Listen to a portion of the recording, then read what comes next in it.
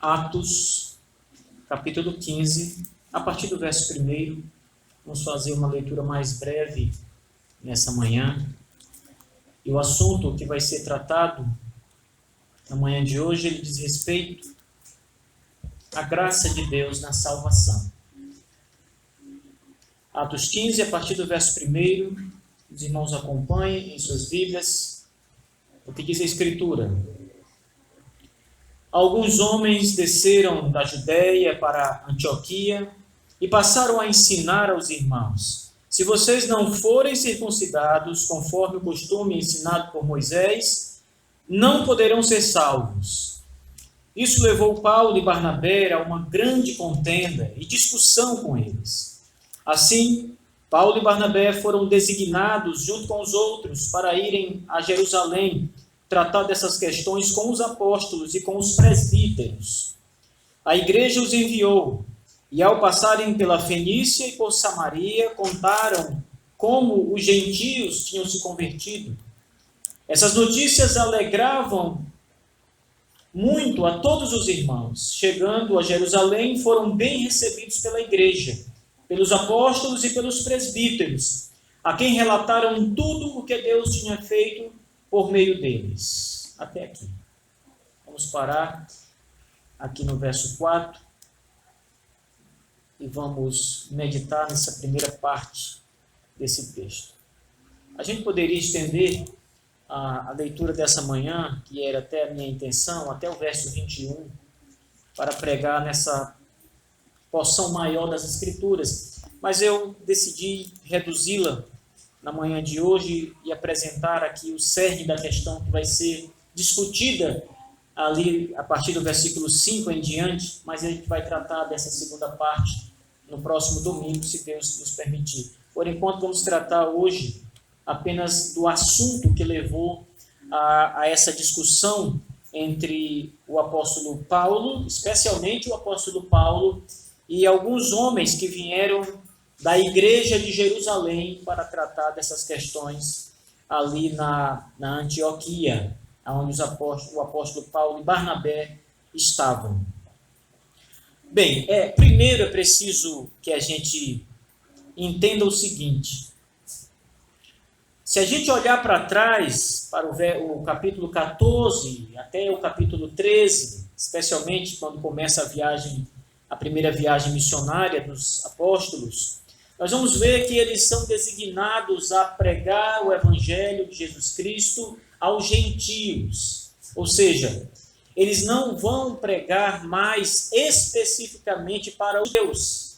Os judeus que já conheciam a lei de Moisés, eles já tinham conhecimento do Antigo Testamento e ouviram também o evangelho e não tiveram a desculpa de dizer que não ouviram a pregação, porque eles ouviram e foram convidados a crer em Jesus Cristo.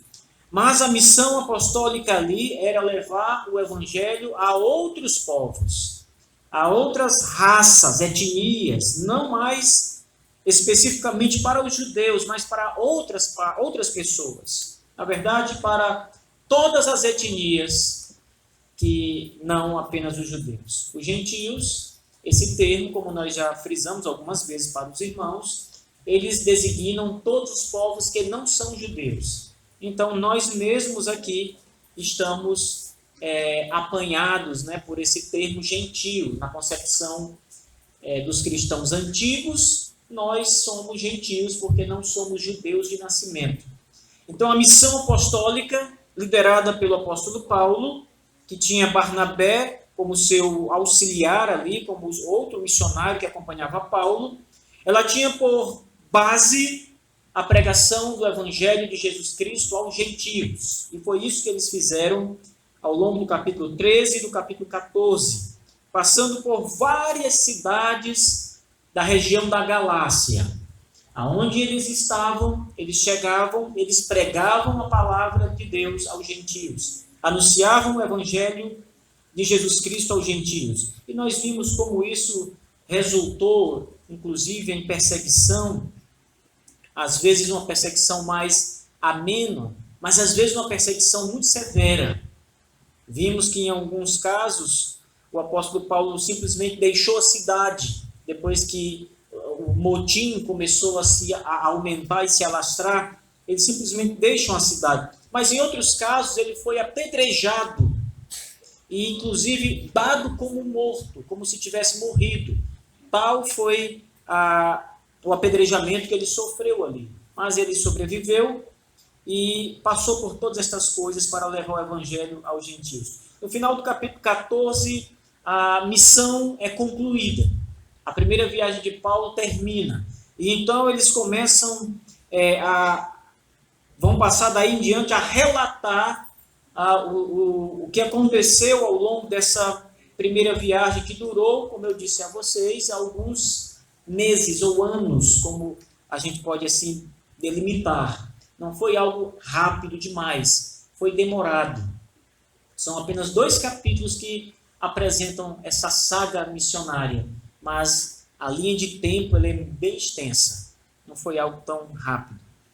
Bom, depois que todas essas coisas acontecem, o capítulo 15 começa dizendo que alguns homens desceram da Judéia para a Antioquia, que era onde os discípulos do Senhor, Paulo e Barnabé, estavam.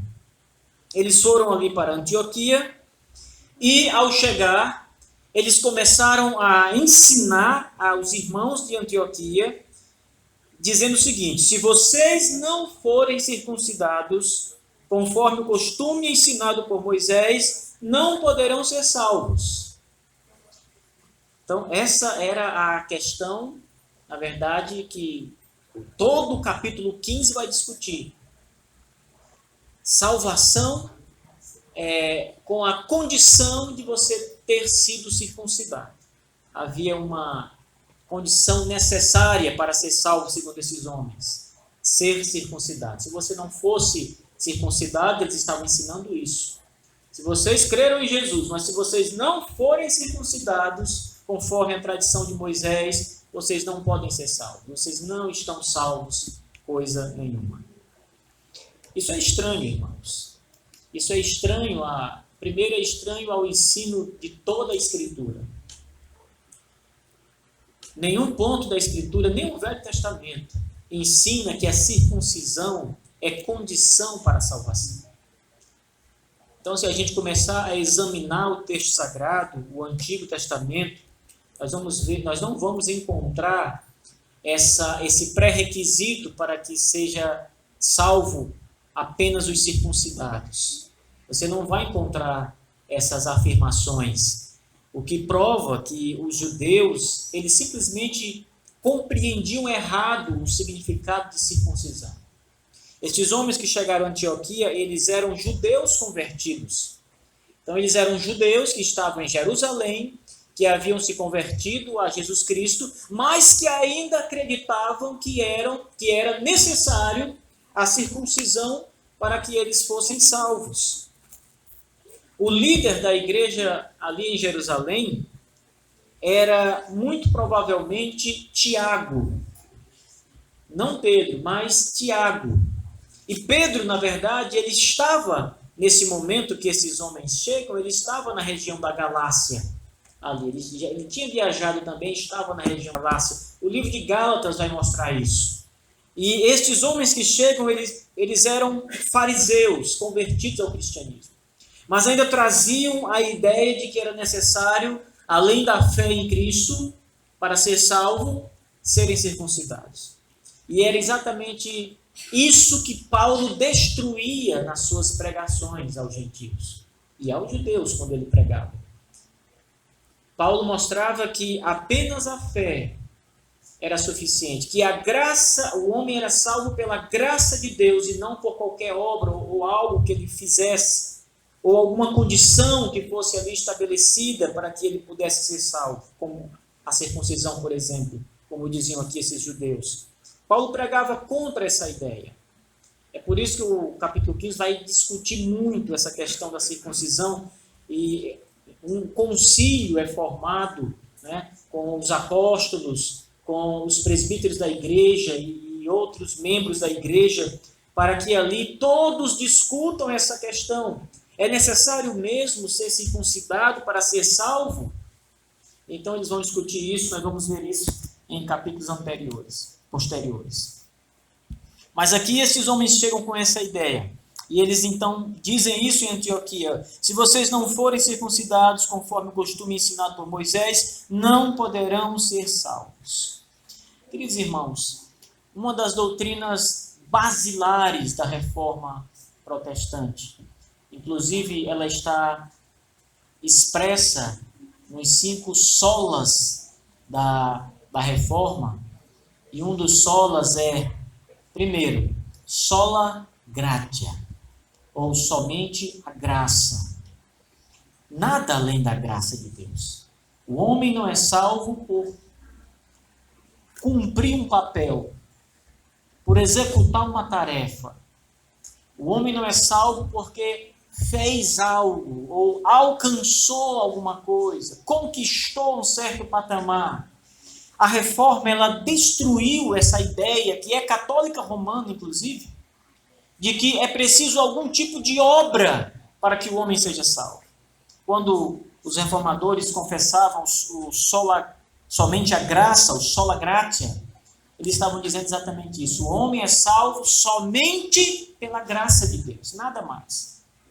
Não há condição para que o homem cumprir, porque senão a salvação seria um mérito que você conquistou por cumprir aquela condição. Então a reforma protestante, e aqui nós incluímos todo o movimento reformado do século 16 e 17, onde eles defendiam exatamente isso que o apóstolo Paulo defende, a salvação somente pela graça de Deus. Então, o ensinamento que chegou à igreja de Antioquia era um ensinamento que estava, na verdade, indo de encontro com tudo que Paulo havia ensinado àquela igreja. É por isso que o texto diz que levantou-se uma grande polêmica. O verso 2 diz: isso levou Paulo e Barnabé a uma grande contenda e discussão. Discussão com eles. Então houve ali debate na igreja em Antioquia. Houve polêmica, houve discussão, houve troca de argumentos. Mas o que eu quero levantar, os pontos que eu quero levantar aqui, meus irmãos. Primeiro é esse. Quem tem a verdade não pode silenciar diante do erro. Paulo poderia ter ficado calado, ter baixado a cabeça e ter dito assim: deixa eles falarem aí na igreja. Mas eles não ficaram. Pelo contrário, o texto diz que eles se levantaram ali, diante daquela nova instrução, uma grande discussão, uma grande polêmica tomou parte ali na igreja, e os apóstolos defenderam o ensino correto das Escrituras, a verdade de Deus. E às vezes, irmãos, quando a gente procura agir dessa forma hoje e defender a verdade, estar do lado da verdade, silenciar quem traz a mentira, o erro, nós somos taxados como pessoas intolerantes, pessoas que não sabem dialogar ou que não aceitam uma posição contrária. E os cristãos são chamados de radicais, são chamados de preconceituosos, exclusivistas. E tudo isso é verdade. Nós somos exclusivistas, nós somos preconceituosos e somos intolerantes. Agora, em que ponto? É preciso que se diga. Primeiro, nós somos exclusivistas porque, de fato, a salvação é exclusivamente por meio da graça de Deus, por Cristo Jesus, e ninguém vai negociar isso. Somos exclusivistas, sim. E somos radicais também porque nós não arredamos daqui e defendemos esse ensino, essa doutrina em todo e qualquer lugar. Não ficamos calados ou silenciados quando essas questões são levadas à igreja e nós estamos ouvindo o erro ser disseminado, nós nos levantamos e defendemos a verdade, porque nós somos a coluna e baluarte da verdade de Deus, como diz os apóstolos. A igreja, ela está sustentada pelo alicerce apostólico. E o alicerce apostólico é o ensino apostólico, é a verdade apostólica, é aquilo que eles ouviram de Cristo e que aprenderam de Cristo. Somos radicais, de fato. E somos preconceituosos também, meus irmãos.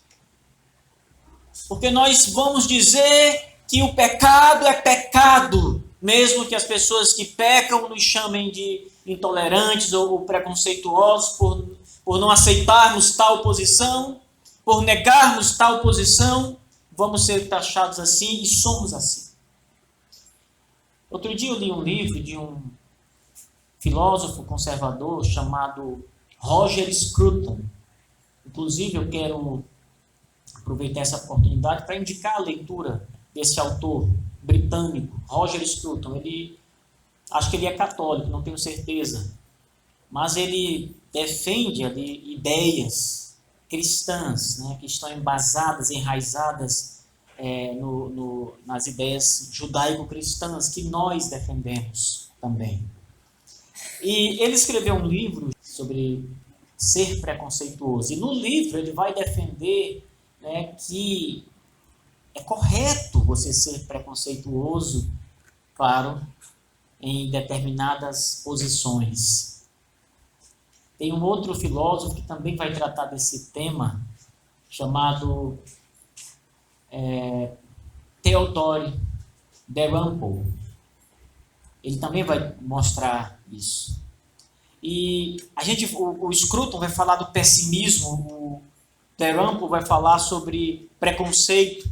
E eles vão provar que é necessário você ser pessimista, muitas vezes, você ser preconceituoso, muitas vezes, nessas questões da verdade absoluta. Existem verdades, meus queridos irmãos, e são as verdades das Escrituras que nós defendemos, que elas são absolutas. Elas não são relativas. Elas não são mais uma verdade, ou existem várias posições verdadeiras, essa aqui é só mais uma dentre muitas. Não. Nós estamos falando de verdades absolutas, onde isso é verdade e todo pensamento oposto é falso. Quando eu digo Jesus Cristo é o único Salvador, qualquer ideia fora disso é falsa. Essa verdade é absoluta. Quando eu digo Jesus ressuscitou dos mortos, literalmente em corpo, essa verdade é absoluta. Se alguém disser algo diferente disso, é falso. Quando eu digo que a Escritura é a palavra de Deus, a Bíblia não erra, ela é inerrante, ela não tem nenhum erro. Essa é uma afirmação de uma verdade absoluta. E qualquer coisa que venha a dizer algo diferente disso é falso. Não pode ser considerado. Não há como a gente negociar essas afirmações. Tentar trazer algo que é falso e juntar com o verdadeiro para fazer um meio termo ali. Não há. E aqui, queridos irmãos, nós estamos tratando exatamente deste assunto. O que Paulo vai defender ao longo do capítulo, salvação é pela graça somente. Que não há necessidade de circuncisão. A graça é suficiente para a salvação. A fé em Cristo é suficiente para a salvação. Você não precisa de algo suplementar, complementar. Somente a graça, somente a fé, somente as Escrituras. Olha os lemas da Reforma como verdades absolutas sendo anunciados no século XXI. E é isso que as Escrituras dizem, realmente. Quando esses homens chegam com essa proposta diferente daquela que Paulo e Barnabé tinham pregado ali na Galácia, eles são logo confrontados. Eles não silenciam. Hoje esses termos, irmãos, eles são taxados pejorativamente. Então, prestem atenção, ser radical é ser uma pessoa má, segundo o consenso geral mundial. Se você é radical, o mundo vai olhar e já vai colocar você de lado. Esse cara aí tem um problema, ele é radical, mas ele não quer saber se esse radicalismo que você defende é certo ou errado. O termo em si já conota a ideia de erro. O irmão aqui é preconceituoso. Então, não quero nem papo com esse irmão. Mas espera aí, vamos ver em que ele é preconceituoso. Qual é o preconceito? A palavra preconceito, ela traz uma ideia de um conceito que já está formado. Você já tem um conceito sobre um determinado assunto. Preconceito sobre algo. E nós temos todos preconceito em muitas coisas. Mas o termo preconceito já é visto como um termo horrível. Quem é preconceituoso, pelo amor de Deus, não se aproxima dessa pessoa porque ele é preconceituoso. E a pessoa não quer saber o que está, nem sabe o que está falando muitas vezes. Se a pessoa é intolerante, poxa, pelo amor de Deus, sai de perto dessa pessoa. Por quê? Porque ela é intolerante. Mas intolerante em quê? Eu, por exemplo, irmãos, sou intolerante à lactose. Mas quanto às ideias, também eu sou intolerante em muitas coisas. Todos são. Mas o termo em si já está aí visto como algo péssimo, danoso, pejorativo. Qualquer pessoa que o termo preconceituoso for aplicado, já é visto como uma pessoa má, errada, uma pessoa que não deve estar no contato ali, no convívio de pessoas do bem. É assim que o mundo vai taxando, né, vai enquadrando as pessoas. Os nossos queridos apóstolos aqui, eles foram tudo isso. Eles foram exclusivistas, eles foram preconceituosos, eles foram taxados, né, aqui por esses judeus como trazendo uma doutrina errada, equivocada, quando de fato traziam a verdade. Então não se preocupem muito quando o mundo chamar assim. Porque de fato nós somos essas coisas sim. Só não somos na maneira que o mundo pensa. Ou da maneira como o mundo nos rotula. Esses irmãos defenderam a verdade do Evangelho. Nós não podemos silenciar, queridos irmãos, diante da mentira e do erro. O apóstolo Paulo, escrevendo a Tito, e também em outras cartas aqui do Novo Testamento, quando ele tem notícia de que irmãos estão se levantando dentro da igreja, perceba que os problemas eram dentro da igreja, não eram de fora da igreja. O ataque não vinha de fora para dentro, vinha de dentro da igreja para contaminar a igreja por dentro. E Paulo tem notícia de que alguns irmãos estão se levantando trazendo falsa doutrina. E a orientação do apóstolo Paulo é: faça-os calar. Ou seja, não permitam que eles falem à igreja em posição de liderança, como líderes, como pastores. Retirem eles do púlpito, façam-os calar, silenciar, porque não trazem a verdade. Em Gálatas aqui, dizer exatamente isso, contra o posicionamento dos judeus. Se alguém trouxer uma outra doutrina, que não a doutrina que eu vos tenho anunciado, seja amaldiçoado, seja anátema. Ainda que eu mesmo, ou que um anjo do céu venha aqui e traga um outro evangelho, um outro ensinamento, seja amaldiçoado, diz Paulo em Gálatas. Portanto, irmãos, essa posição dos apóstolos em peitar estas pessoas que trouxeram a falsa doutrina e que começaram a ensinar que a graça não era suficiente e que era necessário mais alguma coisa para complementar a salvação, ela é combatida com veemência pelos apóstolos. E eles são muito enfáticos, inimigos da cruz, porque eles dizem aqui que se vocês não forem circuncidados, não poderão ser salvos. O segundo erro aqui é que esses esses judeus acreditavam que aquelas pessoas que já haviam crido e confessado Jesus Cristo como Salvador ainda não estavam salvos. Talvez estivessem no caminho da salvação. Talvez estivessem bem encaminhados, mas ainda não estavam salvos. Não poderão ser salvos, dizem eles. E essa é uma afirmação que também é defendida hoje pela Igreja Católica Romana.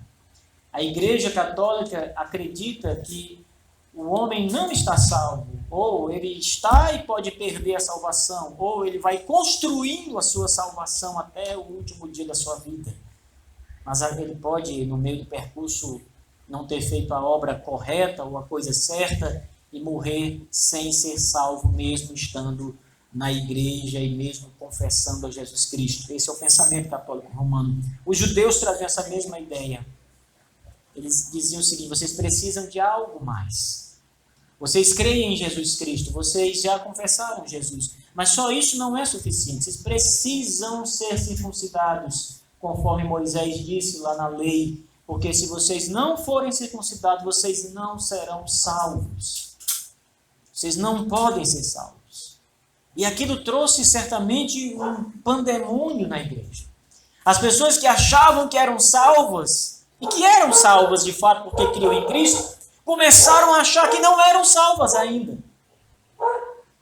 E começaram a pensar naquilo que os judeus estavam dizendo. É possível, o texto não diz aqui, mas é provável circuncidado por conta desse ensino. Então, irmãos, quando Paulo toma a ciência disso, ele então discute com aqueles homens de Jerusalém. Eles chegaram dizendo que haviam sido enviados por Tiago. Gálatas vai afirmar. E Tiago diz: não os enviei.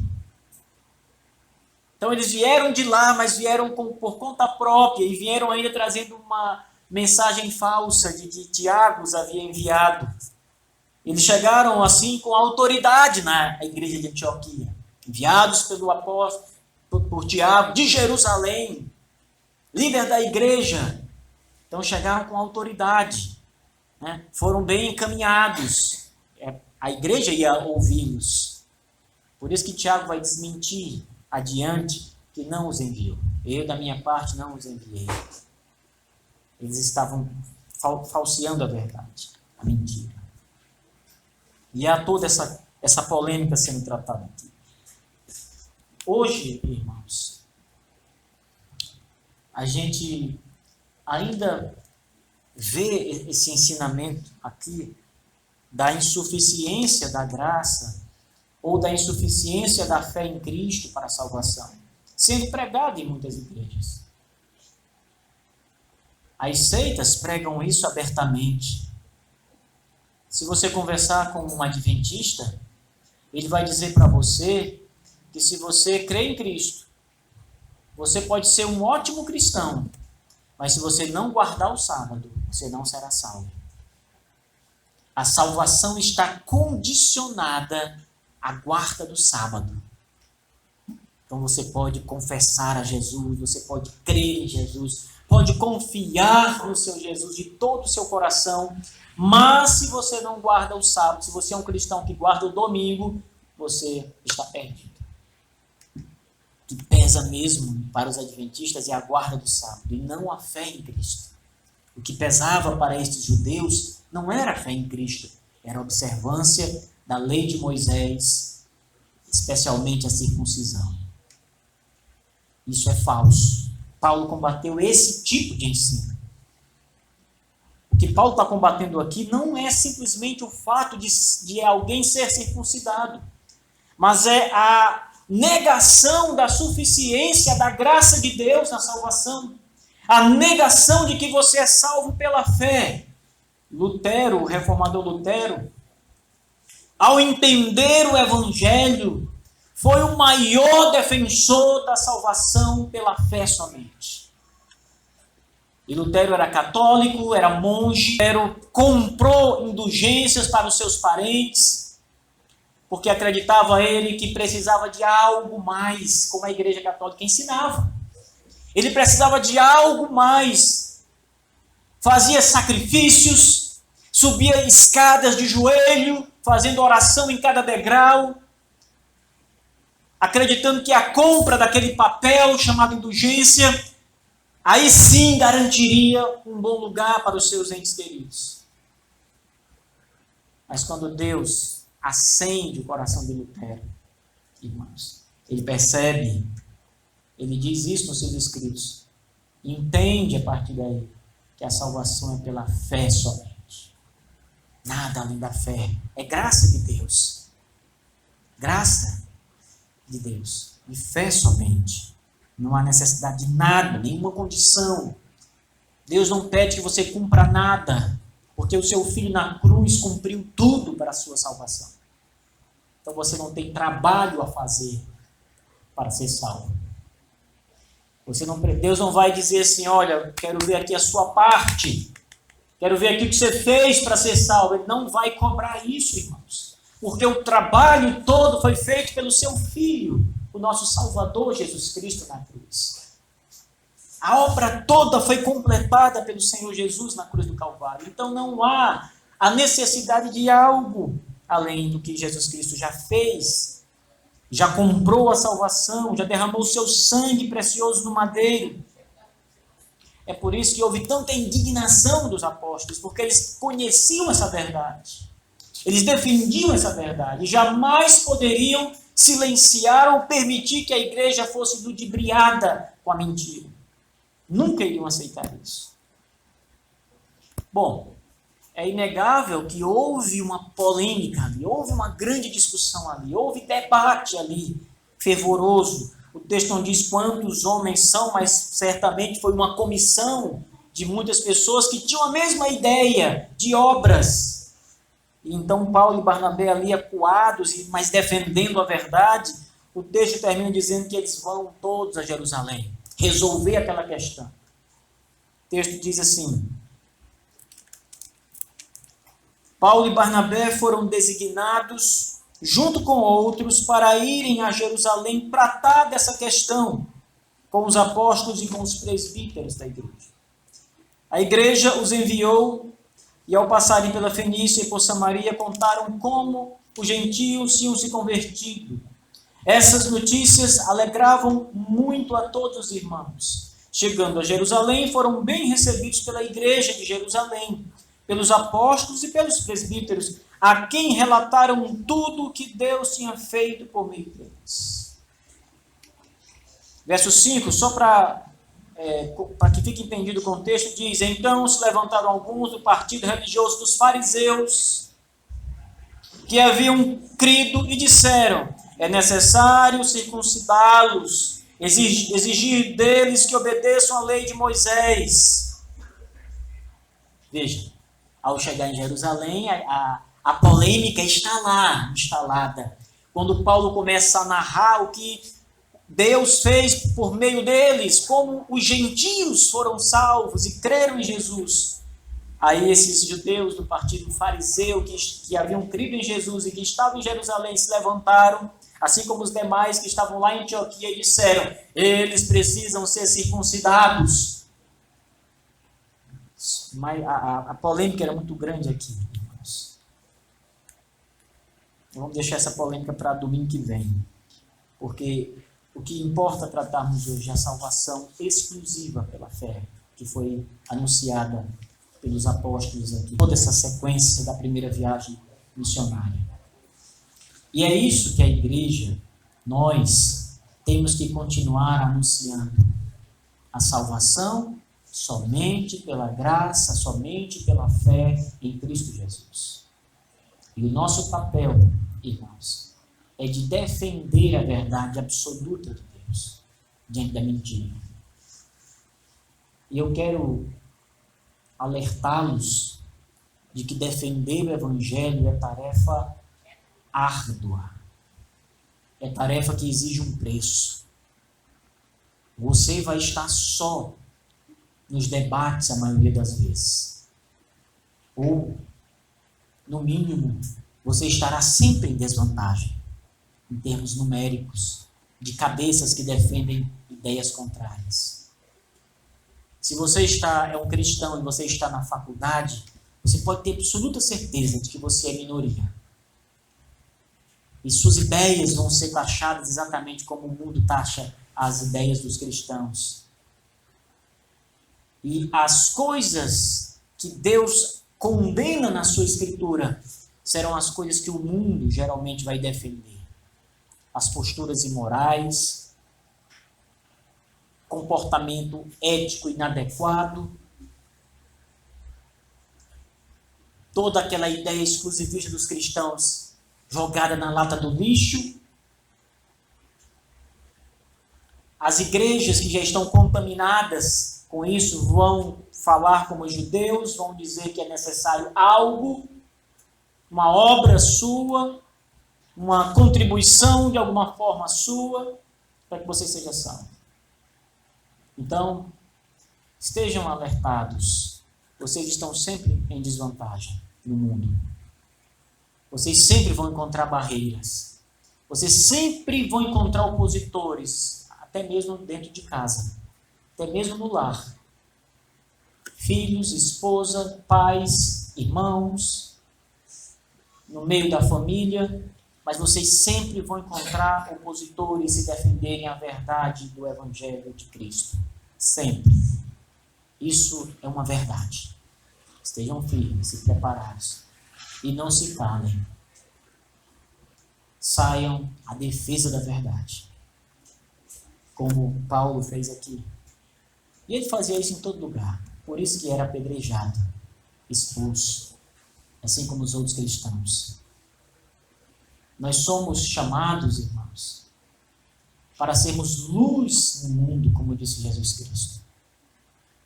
Para sermos coluna e baluarte da verdade.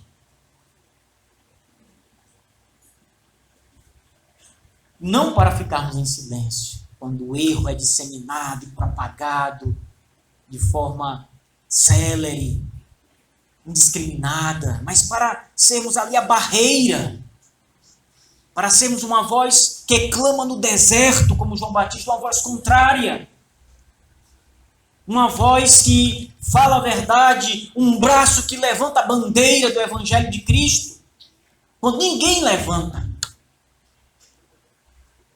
Então nós somos chamados com essa missão, de defender a verdade de Cristo, de sermos taxados com todos os termos hoje pejorativos, mas resistirmos firmes a isso. Sermos caluniados muitas vezes, mas resistirmos firmes a isso. A igreja tem que se portar assim, meus amados irmãos, com muita firmeza, determinação, consciente de que a tarefa exige um preço alto, mas que é necessário pagarmos. Algumas estradas que nós vamos ter que atravessar, muitas vezes nós fazemos uma viagem e passamos por um trecho ruim de estrada, muitos buracos, falta de asfalto, pedras, a gente tem que reduzir a velocidade, temos que passar com dificuldade, às vezes o carro quebra, você tem que parar, você tem que se refazer, consertar, continua a viagem. Assim é o Evangelho. Nós vamos atravessar estradas perigosas, nós vamos ter complicações no meio do caminho, mas não vamos parar. Temos que continuar prosseguindo. O escritor de Hebreus diz, vamos sempre prosseguindo para o alvo, numa carreira certa, olhando para Cristo e sua cruz. Assim é a nossa caminhada, irmãos.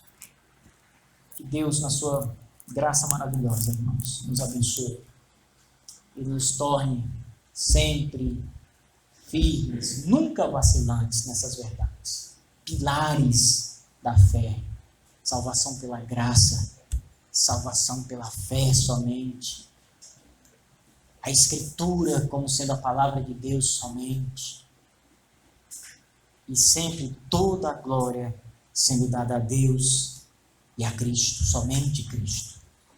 Os pilares dos 5 solas reformados são os nossos pilares ainda hoje. Nós ainda estamos firmes nele, sem vacilar. Amém. Vamos ficar de pé e vamos orar.